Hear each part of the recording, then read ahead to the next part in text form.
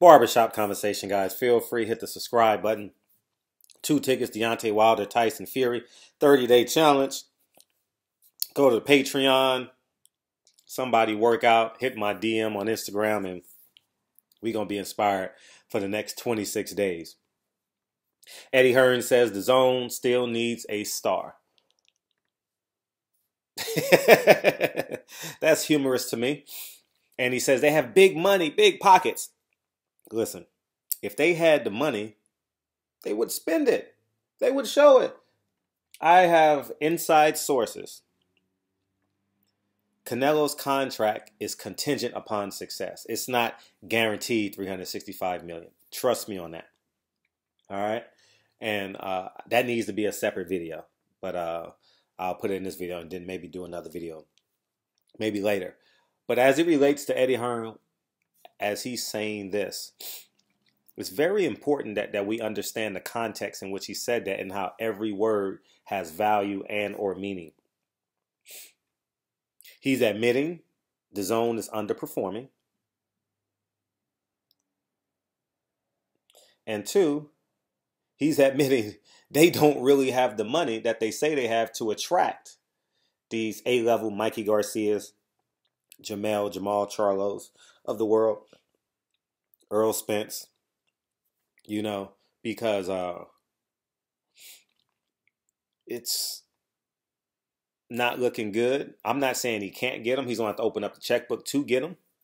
But at the end of the day, my humble opinion, they'll still be advised by Al Heyman, regardless of how they say or what they do. Those contracts will still be overviewed and underviewed and reviewed by Al Heyman. So at the end of the day, the same thing with Daniel Jacobs, Amir Khan, and all these other guys. Their contracts are still being advised. They're still being advised by Al Heyman. And Eddie Hearn quite possibly could be feeling pressure. The pressure could be boiling to a medium. He understands. See, when you come in, and we all have done this. We come in with the project or an idea with exuberance, but putting it into practice is the challenging part. And after you come down from your excitement over the first month, 2 months, and you realize it's a long haul type of project, it's like taking up the carpet and you realize, oh shit, do I really want wood floors? As many of you guys have been there. You're like, damn, I should have put this carpet on maybe 2 more months down the line when my son gets home from college, right? I could have some help, or when my brother's coming in town, maybe he can help me or something like that. But at the end of the day, he didn't fully grasp the long end of this, and he has some challenging. He's being challenged. And how I know he's being challenged, because he's admitting it in so many words. See, and I'm many of you guys know this by now. I love words, and I fully understand when people put words together, what they mean. That's why sometimes I make many mistakes, because I do these videos many times without an outline. It's outlined in my mind, without an outline on paper. So sometimes I may misconjugate a verb or put something in past tense and pretense, or use the primary subject in place of the secondary subject. But you guys get the gist of the videos on most occasions. Eddie Hearn knows if he doesn't do something extraordinary in the immediate future, he could be doomed, because he's thinking to himself, why the fuck can't I get in Las Vegas? Why the fuck can't I get in Atlantic City? Why the hell are we putting a card in Kansas City, in a subsidy of Kansas City? Makes no sense. I've never heard of a big card fight, being in Kansas City. Population. You go where people are, so you can draw from that population.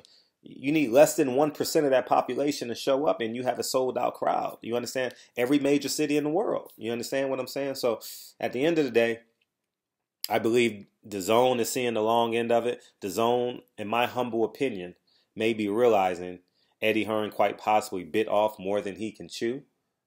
He's having difficulty getting in these big arenas. If someone's going to say he was in HBO, he was in Madison Square Garden and all this. That's a Canelo deal. That's a Golden Boy deal. That's an HBO deal. That's not an Eddie Hearn deal. Eddie Hearn has never on his own been in a major arena. And the reason why he's never been in a major arena, because he can't get in. And when you can't get in these major arenas, people don't want to go to, I live in LA. People don't want to go to the sports arena and watch a fight. They want to go to the Staples Center, and now we have the Forum. They may want to go up to Orange County. I'm drawing a blank on that arena right now, but those are our three major arenas, right? And if we can't get into either of those three major arenas, there's no point in putting on the fight. You understand? The Galen Center, it's been modernized, but he's fighting it. If you live in LA, he's basically fighting in sports arenas. The LA sports arena, and he's Eddie Hearn's portion of DAZN could be headed in a downward spiral.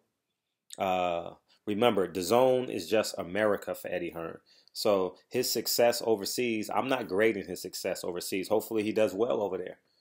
But when the man comes in and tries to hijack the culture, similar to a Kim Kardashian, and many of these other people who come in and try and hijack the culture without making it better and without offering it back to us, they want to take the culture and strip it of all its nutrients like they do Africa and not replant it so it can grow bigger, or not invite.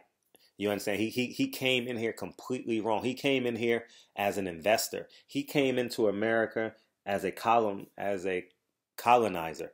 He didn't come in thinking America is beautiful. How can I make it better? Ask not what your country can do for you, but ask what you can do for your country. He didn't listen to that JFK speech on his boat, on his Santa Maria, on his way over to America. You know what I'm saying? So, his first class Santa Maria. Oh man. So, I think that, he should reconsider. I believe his team that surrounds him, I'm willing to bet you he has minimum American advisors as it relates. I'm giving too much information. I need to stop. But I mean, as it relates to him growing, getting back, I'm not even going to mention stuff like that. But he's failing. Read the context of his words. He says he still needs, want, desire, need, want, desire. You understand? See, when someone is doing an interview, and 9 out of 10 times this will be true for an extended interview, and many of us, all of us, are listeners of interviews because we are always on this YouTube thing. Cut off the margins, like that throwaway question at the end, that exit question, that exit galvanizing question or comment at the end of the interview, and it may be 2 or 3 more questions in between there. But the middle portion of an extended interview is the truth. All right. And when Eddie Hearn talks, the middle portion of that extended interview is arguably the truth. You understand? Because it can't help. You can't lock the truth up. Dante said it best. You can lock it up, throw away the key. You can bury it. You can throw it in the ocean. It's still going to come afloat. You can't hide it, because at the end of the day, you're going to have needs as a human. Right? It's like someone, I'm not comparing or him to a drug addict, anything like that, but it's like a person who's hiding a drug habit. They may be able to hide it for a short period of time, but in 3 or 4 years, when they run out of money and or need something and or it starts to take control of their life, you realize, like, oh man, this motherfucker's been on drugs for all this time and I had no idea. And the same thing holds true for Eddie Hearn. Like, he's been hiding the failures or the future failures of DAZN.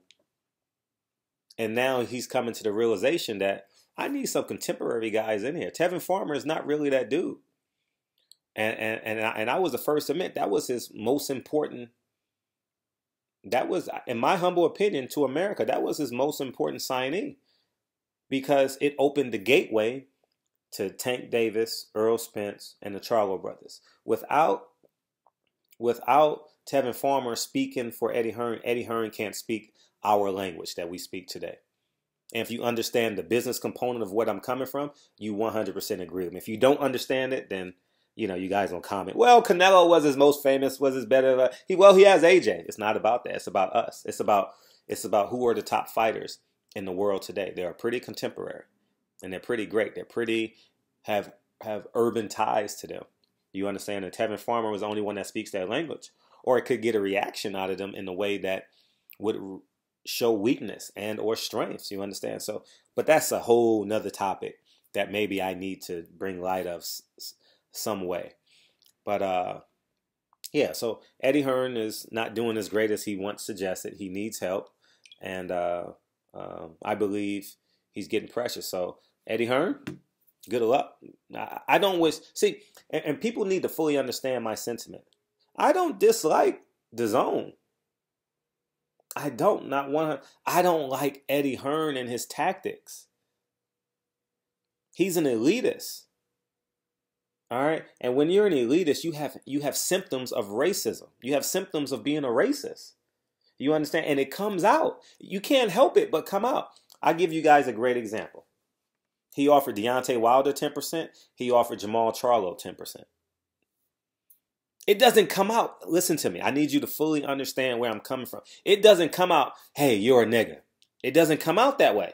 It comes out, oh, the little boy from Arkansas, Alabama, whatever he said. It comes out like that. It comes out in a white collar suit. It doesn't come out like how we talk in the hood. You know, if a Mexican don't like a black guy, he says mayate. If a black guy don't like a Mexican, he calls him a beaner. You understand? It doesn't come out like that. All right? These elitists, you know what they do? They hire 3 white men who are less qualified than the one black or Mexican. That's right. That's how it comes out. I'm gonna remind me in the comment section 2 or 3 weeks from now, because I don't want that video attached to this one, to explain this to you, to put it in other examples. But I know many of you get the gist of what I'm talking about. But the UK guys are gonna say what they want to say, and I personally don't give a. You know what?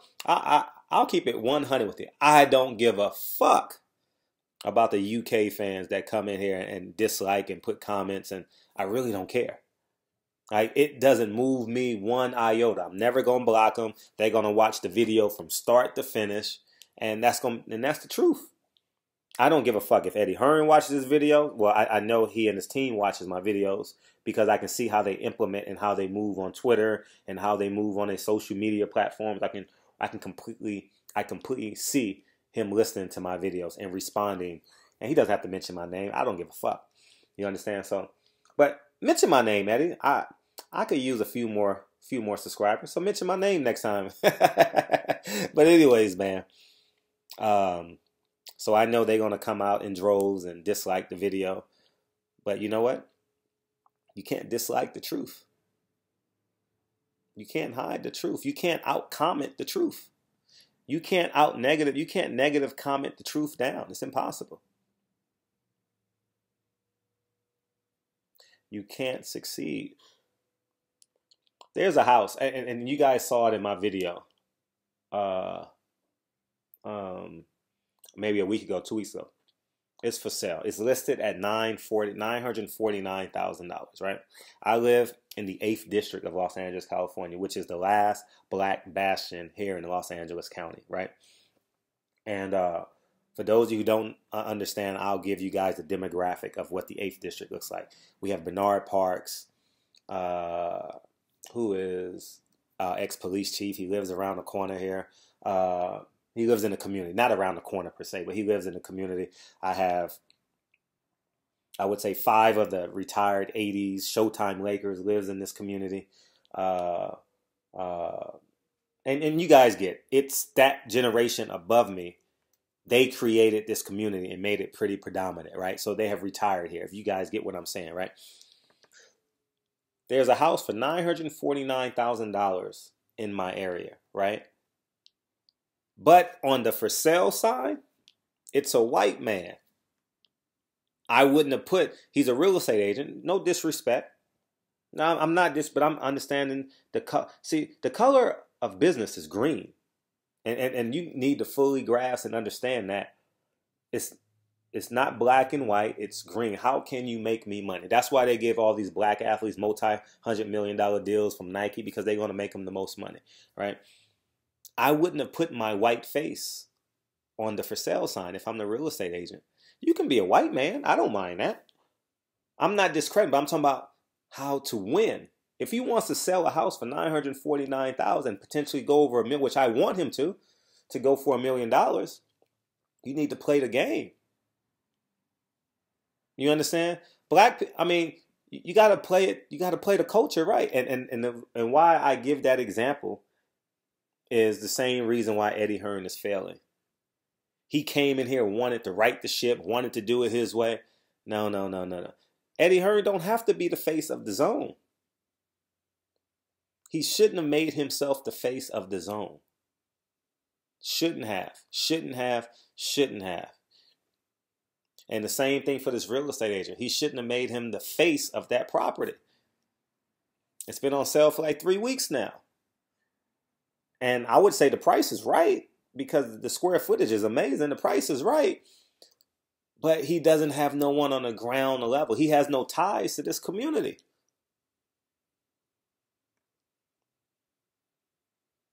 And next month, I may be doing another video. The house may still be up for sale. They done remodeled it. I personally tried to buy the house. You know, it was someone black that owned it before, but it was in probate and I couldn't get it. So, but at the end of the day, the truth will come to light. And Eddie Hearn failed. He wanted to be the face of all his successes. He wanted to dethrone, defeat, and dismantle what was already here in America. You can do that. But you got to play the game. You got to play it the right way. He wanted to play his way. What the 48 Laws of Power say. I'm going to leave you guys with the best selling, the best, one of the best selling books of all time. If you want to defeat, if you want to win, and the loser and the person you defeat smile at you, you need to read 48 Laws of Power. The 48 Laws of Power says, you never want to outshine your teacher, because that's where jealousy, deceit sets in. You can be better than them, but you don't have to let them know that you're better than them, right? Mr. Miyagi and the Karate Kid. The Karate Kid don't necessarily have to say that, oh, I'm better than my teacher. You don't have to. Eddie Hearn wanted to disprove that one of the 48 Laws of Power, which is false. I don't go in no establishment saying, well, I'm X, Y, Z. I have no. I'm going to smile, and figure out where can I be an asset. That's it. And I'll do it with a smile, and 3 weeks later, you realize, oh, shit. Damn, he is a hard-working man. Anyways, man, barbershop conversation. I dropped about 15 jewels in this fucking video. And hopefully y'all got them. Hopefully you apply it to your life. I will apply it to my life. I will consistently apply it to my life. But man, this is I dropped a lot of jewels. Hopefully y'all got them. Barbershop conversations, man. Feel free to hit the subscribe button. It's Sunday. It's 11:40. My TV's not on. I wanted to go take my son to go fly his helicopter, but Dre took him to the zoo. So I guess I'm a do some more videos, and I'm going to go sweep the properties and do that because it's Sunday. There's no traffic on Sundays. So that's how you put the extra work. That's another jewel. It's less traffic on Sunday to get shit done. Mentally and spiritually, less traffic on Sundays. Barbershop conversations. Feel free to hit the subscribe button. Talk to you guys soon. Peace.